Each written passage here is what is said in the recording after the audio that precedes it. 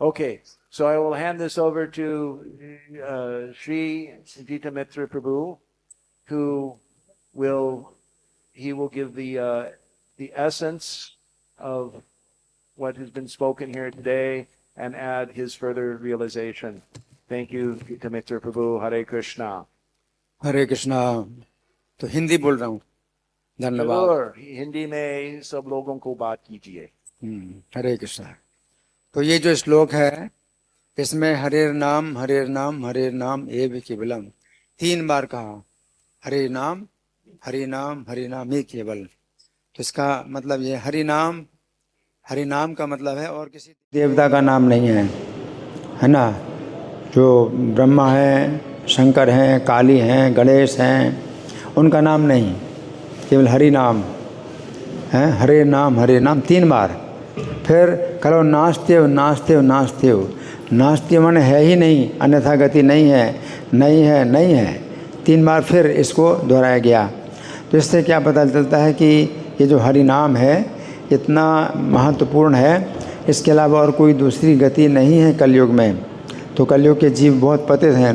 तो जब इन्होंने सार्वभौम भट्टाचार्य ने कहा कि भक्ति का श्रेष्ठ साधन क्या है, तो भगवान चैतन्य कहते हैं नाम संकीर्तन।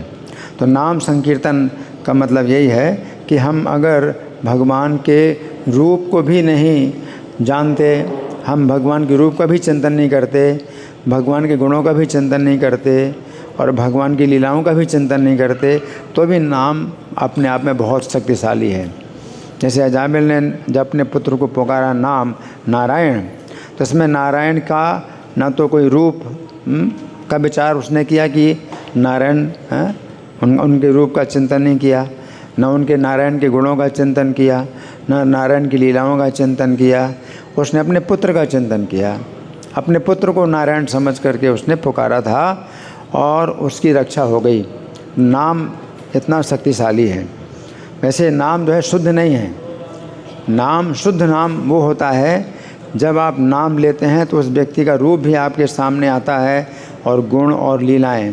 जैसे द्रौपदी ने जब कृष्ण को पुकारा था, तो जब संकट में थी द्रौपदी तो कृष्ण को पुकारा था, तो उसने जो है कृष्ण को इस प्रकार पुकारा कि कृष्ण वो कौन है, द्वारकावासी हैं, द्वारका में निवास करते हैं और वे जो है मेरे जो है शुभ चिंतक हैं, भक्तों के हितकारी हैं। तो ऐसे गुणों का और भगवान के रूप का और भगवान की लीलाओं का चिंतन किया, तो वो नाम जो है उसका शुद्ध था।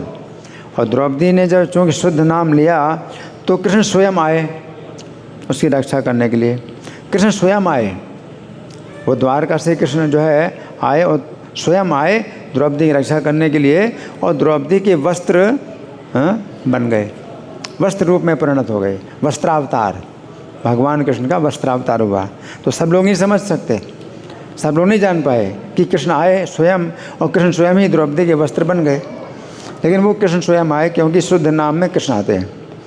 अजामिल ने जब नाम लिया तो नाम शुद्ध नाम नहीं था। उसने जो है अपने पुत्र के लिए नाम पुकारा था, तो शुद्ध नाम नहीं था। उसने अजामिल ने नारायण नाम पुकारा, लेकिन वो नारायण उस तरह से नहीं है कि जैसे शेष शैया में शयन करते हैं, क्षीर सागर में शयन करते हैं और 4 भुजाओं वाले हैं। तो इस तरह से अजामिल ने नहीं पुकारा, तो शुद्ध नाम नहीं था। शुद्ध नाम नहीं था तो क्या था, ये नामाभास था। तो नामाभास के कारण जो है स्वयं नारायण नहीं आए रक्षा करने के लिए, लेकिन नारायण के द्वारा भेजे गए विष्णुदूत आ गए।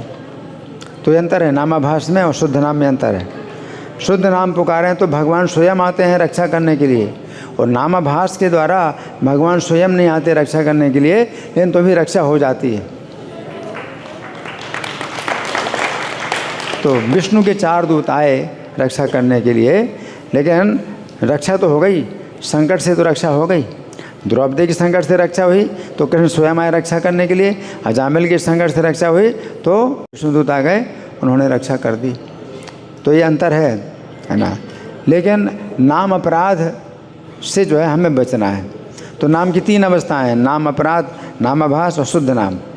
तो नाम अपराध जो होता है, तो जैसे नाम के बल पर कोई पाप करे, अब जैसे कोई सोचे कि भाई अजामिल ने नाम लिया उसकी रक्षा हो गई, तो मैं भी जो है नाम लेता हूँ, मैं भी पाप करता हूँ, तो मेरी रक्षा हो जाएगी, तो वो हमारा नाम अपराध हो जाएगा।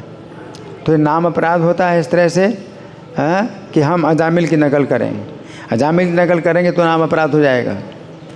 अजामिल ने नाम अपराध नहीं किया, क्योंकि नाम ने सोचे ही नहीं, उसने अजामिल ने सोचे ही नहीं कि मैं जो नाम ले रहा हूँ तो ये मेरी रक्षा करेगा और नाम के बल पर मैं पाप कर रहा हूँ।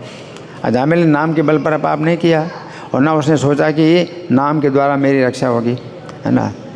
तो ये बहुत सूक्ष्म विषय है ये, कि हम नाम अपराधों से बचें। हम अजामिल की नकल नहीं कर सकते। अजामिल की नकल करने से निश्चित रूप से नाम अपराध होगा, तो हमें अजामिल की नकल नहीं करना, हमें नाम के 10 अपराधों से बचना चाहिए। तो अगर 10 अपराधों से बच गए तो नाम आभास से भी जो है क्या होता है कि पाप नष्ट हो जाते हैं। नाम आभास जो है उसी प्रकार से है जैसे कि सूर्य का जो है जब उदय होता है तो उसके पहले सूर्य का आभास होता है। तो सूर्य का आभास होता है तो सूर्य का उदय नहीं हुआ, अभी सूर्य नहीं दिखाई दे रहा है, तो भी अंधकार नष्ट हो जाता है। और जब सूर्य का उदय होता है तो अंधकार तो फिर प्रकाश तो फिर अलग ही है, क्योंकि कैसा प्रकाश है। तो सूर्य के आभास में प्रकाश उतना नहीं होता, लेकिन तो भी अंधकार नष्ट हो जाता है। उसी प्रकार से नाम के आभास से भी पाप नष्ट हो जाते हैं, है ना। लेकिन जो शुद्ध नाम होता है उससे हमें कृष्ण प्रेम प्राप्त होगा। साक्षात कृष्ण हमें आते हैं, हम रक्षा के लिए साक्षात कृष्ण का दर्शन होता है, और नामाभास से जो है ना रक्षा हो जाती है, लेकिन कृष्ण स्वयं नहीं आते। तो ये अंतर है कि हमें जो है नाम के 10 अपराधों से बचना चाहिए। किसी प्रकार से नामाभास से भी जो है क्या हो जाएगी, हमारे पापों का जो है विनाश हो जाएगा, और फिर धीरे धीरे फिर हम शुद्ध नाम में आ पाएंगे। और शुद्ध नाम में जब आते हैं, जब आप नाम लेते हैं तो भगवान का रूप भी ध्यान में आता है, भगवान के गुण ध्यान में आते हैं, भगवान की लीलाएं ध्यान में आती हैं। तो श्रीमद् भागवत है, ये भगवान का शुद्ध नाम है, क्योंकि श्रीमद् भागवत में क्या है, भगवान का नाम भी है, भगवान के रूप भी, भगवान के गुण भी, लीलाएँ हैं, है ना।